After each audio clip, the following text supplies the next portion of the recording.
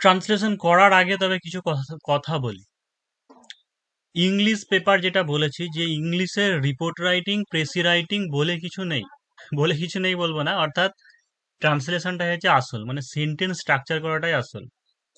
যদি তুমি কমন পেয়ে যাও হুবহু, তাহলে লিখতে পারো, কিন্তু হুবহু কমন পাওয়ার স্কোপটা খুব কম। তার কারণটা হচ্ছে, যদিও তুমি টপিক কমন পেয়ে যাও, তবু ওখানে ইংলিশের ক্ষেত্রে নির্দিষ্ট পয়েন্ট মেনশন থাকে, সেই পয়েন্টের উপরে বেস করেই তোমাকে লিখতে হবে। তো ওই কারণের জন্য নিজেকে সেন্টেন্স লেখা শিখতে হবে। তাই নিজে সেন্টেন্স লেখা শেখার জন্য কিছু কিছু নিয়ম আগে বলেছি, যে প্রথমে আগে তোমাকে পুরো প্যারাগ্রাফটা পড়তে হবে একটা ট্রান্সলেশন করার জন্য। যে একটা প্রথম সেন্টেন্সটা, বাক্যটা পড়ে নিলে আর ট্রান্সলেশন করবে তা নয়, পুরোটা পড়ে নিয়ে তোমাকে আগে ধরতে হবে কি, যে টেন্স কোন টেন্সে আছে, এবং সেই টেন্স অনুযায়ী তার স্ট্রাকচারটা ঠিক করতে হবে। ঠিক আছে, আগের দিনকে ক্লাসে বলেও দিয়েছি, সেই টেন্সের স্ট্রাকচারটা তোমাকে ফলো করতে হবে। সেই সঙ্গে পার্টস অফ স্পিচের ধারণা থাকতে হবে, সিম্পল সেন্টেন্স তৈরি করার ধারণা থাকতে হবে, ইন্টারোগেটিভ কিভাবে তৈরি করবে তার ধারণা থাকতে হবে, বা হচ্ছে ন্যারেশনটাকে শিখে নিতে হবে, প্যাসিভ ভয়েসটাকে। মোটামুটি এইগুলো তার আগে শিখতে হবে। একটা ক্লাসে মোটামুটি তোমাদেরকে বুঝিয়ে দেওয়ার চেষ্টা করেছি। তাহলে দেখো, যে প্রথম যে প্যারাগ্রাফটা আছে, তুমি যদি প্রথম লাইনটাই শুধু পড়ে করো, যে ছোট্ট একখানি ঘরে প্রদীপ জ্বলিতেছে, তাহলে শুনে কি মনে হচ্ছে, যে প্রেজেন্ট কন্টিনিউয়াস, মানে জ্বলিতেছে, খাইতেছে, পড়িতেছে, এরকম বললে আমরা কি বলি, যে প্রেজেন্ট কন্টিনিউয়াস হয়। কিন্তু আরেকটুকু পড়ো তারপরে, যে প্রদীপের সামনে একজন ব্রাহ্মণ এক মনে একখানা বই পড়িতেছেন। এখনো ঠিক আছে, কিছু মনে হলো না। কিন্তু পরের সেন্টেন্সটা পড়ে রাখো, যে ঘরের দরজা বন্ধ ছিল। তোমাকে যেমন সিভিল ডিফেন্সের ক্ষেত্রে দেওয়া ছিল না, যে আলাদা আলাদা করে এ বি সি ডি করে দেওয়া ছিল, প্রত্যেকটা সেন্টেন্স হয়ে যদি থাকে, যেটা যেমন পড়ে বুঝছো সেরকমই লিখবে। কিন্তু যদি একটা তোমাকে প্যারাগ্রাফ তুলে দেওয়া হয়, সেটা ছোট গল্প হতে পারে বা উপন্যাসের কোনো অংশ হতে পারে, যদি তুলে দেওয়া হয়, তাহলে সেই ক্ষেত্রে আলাদা আলাদা সেন্টেন্স অনুযায়ী টেন্স নয়, অর্থাৎ পুরো বাক্যটা, পুরো প্যারাগ্রাফটা কিসে আছে তার উপরে বেস করে লিখতে হবে। এখানে লেখা আছে, দেখো, যে ঘরের দরজা বন্ধ ছিল।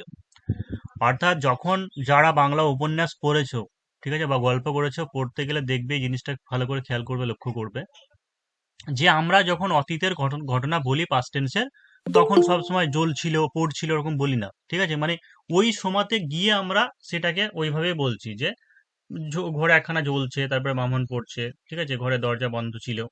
তার মানে এখান থেকে আমরা বুঝতে পারছি যে এই জায়গাটা হচ্ছে পাস্ট টেন্সের কথা বলছে, মানে অতীতে লিখতে হবে। তারপর দেখো আছে, যে হঠাৎ একটু শব্দ করিয়া দরজা খুলিয়া গেল, ব্রাহ্মণ মুখ তুলিয়া কহিলেন, কে রে? কর্তা আমি বলি একটা লোক আসিয়া দাঁড়াইল। অর্থাৎ এই যে ভেতরে আবার কোটেশনের মধ্যে আছে, এই কোটেশনের ভেতরটুকু কি হবে, পাস্ট টেন্সে লিখলেও এই কোটেশনের ভেতরে যেটুকু আছে, এই যে কি চাই ভেতরে আয়, এইগুলো কি হবে, আবার ওইগুলো আবার প্রেজেন্টে হবে। তার কারণ কি, যেমন ধরো, হি সেড, সে বলেছিল, যে আমি ব্যস্ত, তখন কি বলি, যে আই অ্যাম বিজি।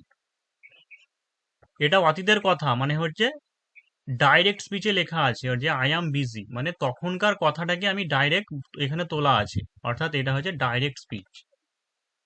এটাকে যখন আমরা ন্যারেশন চেঞ্জ করি, বা মানে যখন ইনডাইরেক্টে করি, তখন কি বলি, যে হি সেড দ্যাট, সে বলেছিল যে, he said that he was busy.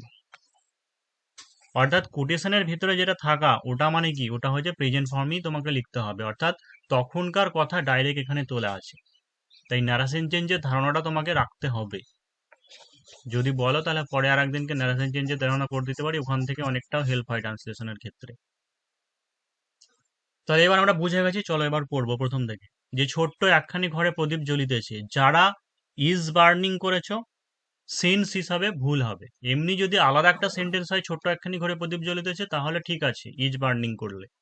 কিন্তু যদি এই প্যারাগ্রাফটা তুলে দেওয়া থাকে, এই অনুচ্ছেদটা, তাহলে সেই হিসাবে সেন্টেন্সটা ভুল, কারণ লাইন বাই লাইন ট্রান্সলেশন নয়, মানে হচ্ছে পুরো প্যারাগ্রাফটার ভাবটা ট্রান্সলেট, এটাই হচ্ছে রুলস আসল করা। তাহলে ছোট্ট একখানি ঘরে প্রদীপ জ্বলিতেছে, এখানে সাবজেক্ট কোনটা, প্রদীপ। অবশ্যই একটি প্রদীপ বলবো, মানে হচ্ছে এ ল্যাম্প। তারপরে পাস্ট কন্টিনিউয়াস হবে, তাহলে কি হবে, ওয়াজ বার্নিং। এ ল্যাম্প ওয়াজ বার্নিং, ছোট্ট একখানি ঘরে, তাহলে in a small room. Next কি আছে, যে প্রদীপের সামনে একজন ব্রাহ্মণ এক মনে একখানা বই পড়িতেছেন। প্রথমে আগে সবসময় কি বলেছি, সাবজেক্ট ভার্ব অবজেক্ট খুঁজে বের করবে। তাহলে এখানে সাবজেক্টকে একজন ব্রাহ্মণ, তাহলে হচ্ছে এ ব্রাহ্মণ, BRAME, এ ব্রাহ্মণী লেখো, এ ব্রাহ্মণ এক মনে একখানা বই পড়িতেছিলেন, মানে বই পড়ছিলেন। তাহলে ভার্ব কোনটা, ওয়াজ রিডিং। অবজেক্ট কোনটা, একখানা বই, এ বুক। তাহলে এ ব্রাহ্মণ, প্রেজেন্ট কন্টিনিউয়াস না? এ ব্রাহ্মণ ওয়াজ রিডিং এ বুক। তারপরে কি আছে যে এক মনে দেওয়া আছে, ঠিক আছে, এক মনে। এখানে তুমি কনসেন্ট্রেট বা ওইসবগুলোর থেকে সিঙ্গেল মাইন্ডেডলি বলবে, এই কথাটা খুব ভালো ওয়ার্ড, যে বুক সিঙ্গেল মাইন্ডেডলি, এক মনে।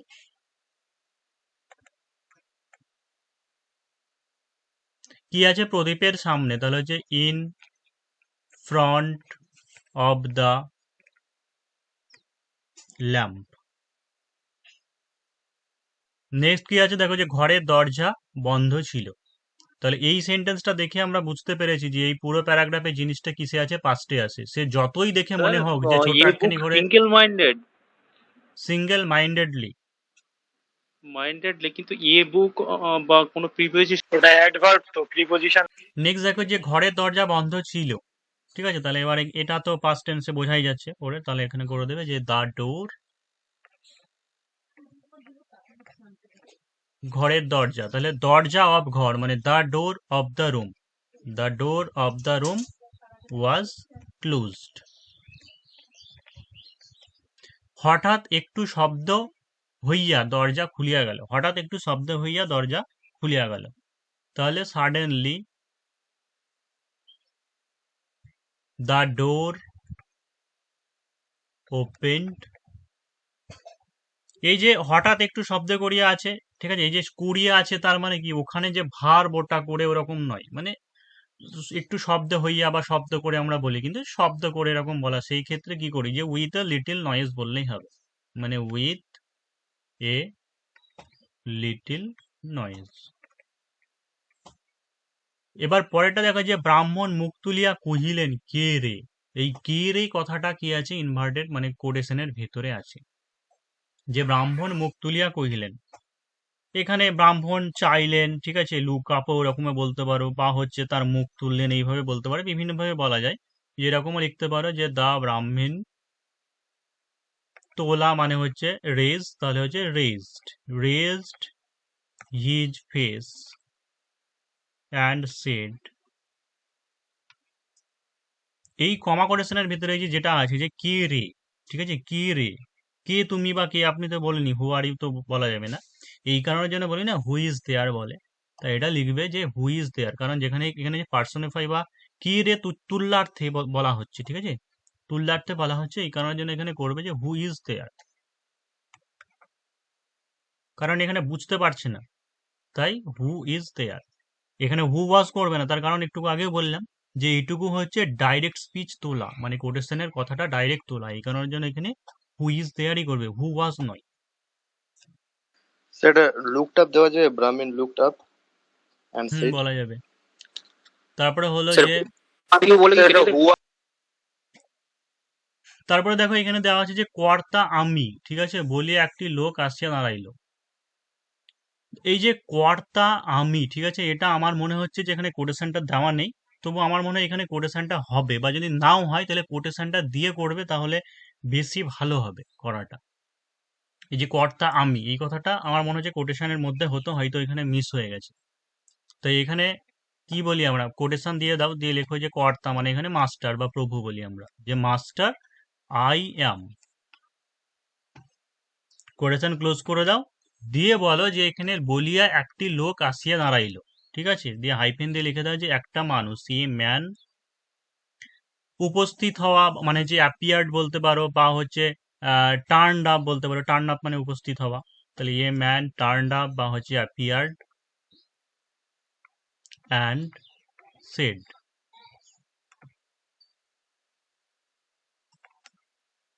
কি চাই ভিতরে আয়, এটা অবশ্য কোটেশনের ভিতরে দেওয়া আছে যে কি চাই ভিতরে আয়, ব্রাহ্মণ তাহাকে আহ্বান করিলেন, ঠিক আছে। স্যার টার্নড আপ এন্ড কি লিখলেন? টার্ন আপ অ্যান্ড সেড মানে উপস্থিত হয়েছিল এবং বলেছিল।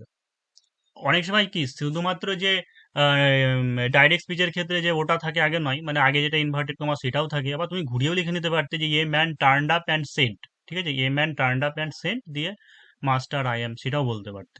কিন্তু দেখবে স্যার এখানে কখনো প্যারা কখনো চেঞ্জ হতে পারে কি স্যার? না, যেমন থাকবে সেরকমই লিখবে, বাংলাতে যেমন থাকবে সেরকমই লিখবে। বাংলাতে যদি দেখো যে প্যারা চেঞ্জ করে আবার থাকে তাহলে সেটা করবে ইংলিশে।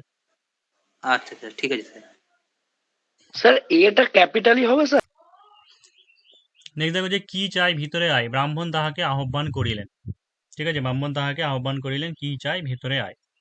ওই যে সেম একই, যে হোয়াট ডু, এইখানে কি চাই বা হচ্ছে তুমি কি চাও, মানে হোয়াট ডু ইউ ওয়ান্ট।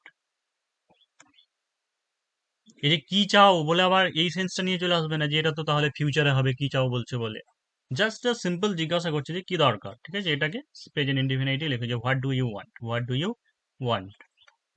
এই যে এখানে স্যার দেওয়া আছে যে ব্রাহ্মণ ওয়ান্টের তাহাকে, জায়গায় নিড দিলে হবে? হ্যাঁ, ব্রাহ্মণ তাহাকে আহ্বান করিলেন, ঠিক আছে, এই যে আহ্বান করা মানে কিন্তু যে রিকোয়েস্ট স্যার ভিতরে আয়। দিতে হবে না, ঠিক আছে, হোয়াট ডু ইউ ওয়ান্ট কি চাই, তারপর ভেতরে আয়, ঠিক আছে, কাম ইনসাইড বা come in to the room বলতে পারো। স্যার বলছি বাংলাটাতে তো কোশ্চেন মার্ক নেই এখানে। দেখো তারপরে কি দেওয়া আছে যে ব্রাহ্মণ তাহাকে আহ্বান করিলেন, মানে দা ব্রাহ্মণ কল্ড হিম। এখানে আহ্বান মানে অনুরোধ নয়, কিভাবে রিকোয়েস্ট হতে পারে, অনেকে হয়তো রিকোয়েস্ট বলে দিতে পারে যে আহ্বান করা মানে আহ্বান নয়, মানে জাস্ট বলা, তার কারণ ওখানে কর্তা বলছে, ঠিক আছে, তাকে রিকোয়েস্ট করা এখানে হবে না যে কিছু ওর দরকার, তো ও কি কেন রিকোয়েস্ট করবে, তাই জাস্ট ক্যাজুয়ালি বলবে যে ভেতরে আসতে, তাই হচ্ছে দা ব্রাহ্মণ কল্ড হিম। ওয়েলকাম। দিয়ে তারপর নেক্সট আছে দেখো যে সাহস পাইয়া ঘরের মধ্যে, সাহস পেয়ে লোকটি ঘরের মধ্যে প্রবেশ করিল, তাহলে getting courage, the man entered the room. Next আছে যে তারপর এক মুহূর্ত দাঁড়াইয়া থাকিয়া তাহার পায়ের উপরে পড়িয়া গেল, এক মুহূর্ত দাঁড়াইয়া থাকিয়া, ঠিক আছে, ওটাকে বলতে পারো যে এক মুহূর্ত দাঁড়াইয়া থাকিয়া মানে হচ্ছে আফটার, দাঁড়িয়ে থাকে বলে না, যে ট্রেন দেখবে স্টেশনে যেটা থাকে না, ওই মেন স্টপেজের আগে কিছু একটা থাকে, হল্ট করে বলে ট্রেন, সেই হিসেবে দাঁড়িয়ে বলতে স্টপ ফপের থেকে স্টপ মানে যেমন থেমে যাওয়া, ঠিক আছে, তো হল্ট কথাটাই বেশি ইউজ করা ভালো হবে, যে ওয়েটিং বললে হবে না কি? Waiting. After halting for a moment, ঠিক আছে, কিছু সময়ের জন্য, after halting for a moment সে তার পায়ের উপরে পড়ে গেছে, মানে হচ্ছে he fell for a moment, he fell সে পড়ে গেছিল তার পায়ের উপরে, he fell at felt the হবে না ফিট, স্যার? ফেল্ট। ফেল্ট।